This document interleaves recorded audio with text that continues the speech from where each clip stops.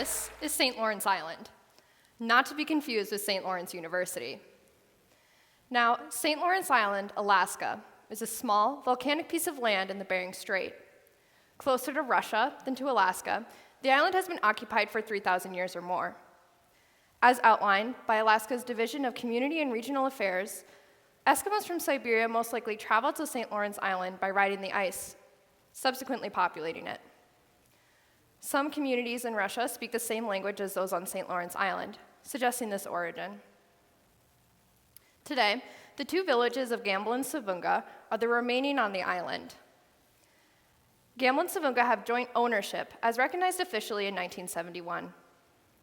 The people on St. Lawrence Island practice their traditional subsistence methods, hunting walrus and whale, drying fish, and harvesting the land for berries.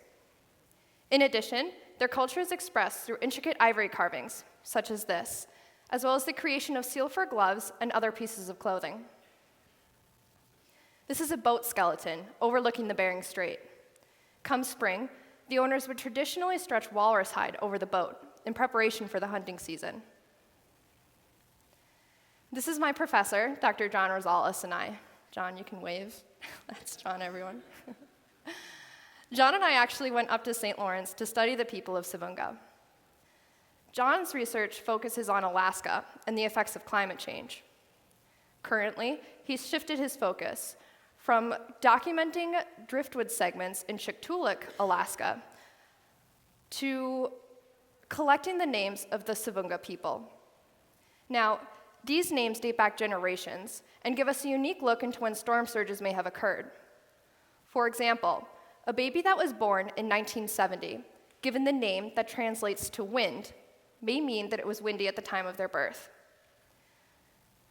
As their language disappears, so do their names, and the meanings behind their names.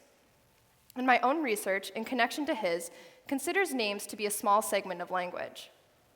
The people on St. Lawrence Island have continued practicing much of their traditional methods, despite constant outside pressures for Western assimilation. An structured education system, as well as the infringement of modern technologies and electricity, has hindered their ability to practice their traditional culture, yet much of their ethnic system has remained. And part of this is due to their physical isolation from the mainland of both Russia and Alaska. Because the island used to be very dangerous and difficult to reach, religious missionary efforts and the infringement of modern technology didn't come to the island until a time when other indigenous communities in Alaska had been facing assimilation pressures for hundreds of years. Today, though, Western influence is pretty clear. John and I flew into the island on Bering Air, an airline that delivers people and supplies twice a day. The people are avid smartphone users and use social media. We got our food from a grocery store that carries overpriced chips and frozen pizzas, and lucky for us, there's indoor plumbing. In addition, they've shifted from a reliance on sled dogs to using four-wheelers and snowmobiles. And these four-wheelers and snowmobiles are powered by fuel oil that's delivered by barge twice a year. Their homes also use this fuel oil to provide heat, replacing traditional seal oil lamps. When John and I were leaving the grocery store, an elder stopped us, and he was telling us how Savunga used to be such a big community back when they would use the seal oil lamps, that a white bird that would fly over Savunga would become stained black. But now that they use fuel oil, the birds remain white. Now, the people on Savunga are experiencing this change from technology, and the school system is telling them that in order to succeed, they need to know English. In addition to this Western influence, climate change is also affecting their ability to pass on their traditional ecological knowledge. Traditional ecological knowledge is a cumulative system passed on from generation to generation of skills that are essential for their survival. The Siberian Yupik language is delicately intertwined with their biophysical sphere in which they live. And they say that their language is very dynamic and different from English. And a clear example of this deals with ice. So we say ice as an umbrella term that has minor differentiation between meanings. So for example, you'll hear words like glacier, permafrost and sleet.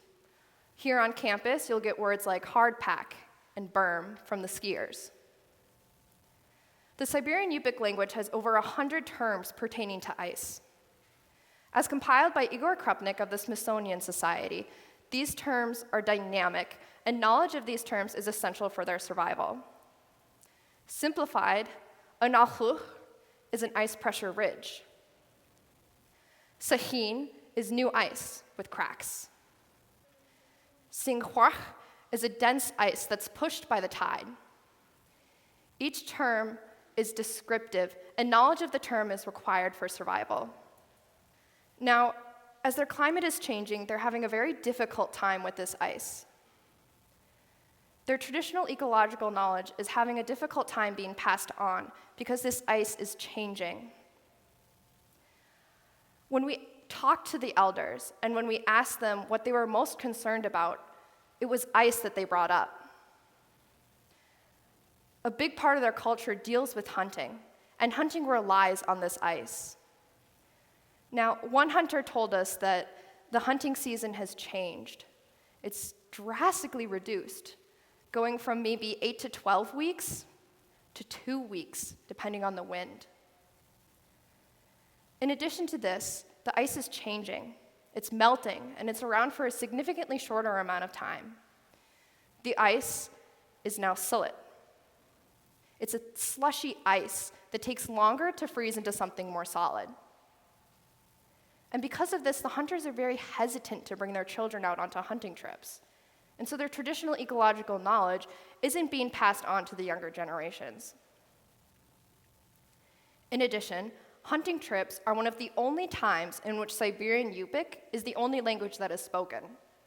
They say that English sounds weird on the ice. And so with the changing climate and the newly dangerous conditions, they're very hesitant to bring their children with them. And so their traditional ecological knowledge is not being passed on. And their children are not learning their language because of this.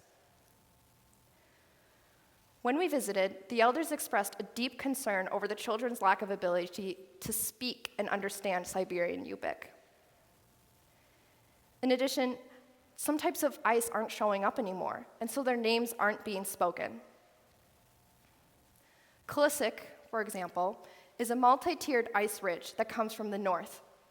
Traditionally, this acts as the first sign of winter. However, this ice has not been seen for over 5 years. And so Kulisik, and all that's associated with it, is not being learned by the children. And they're very concerned about this for obvious reasons.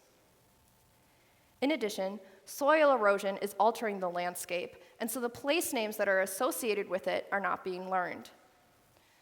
So these place names are often associated with their Eskimo names that they give each other. So for example, John's son is actually named after a hill in Alaska. Say this hill is eroded.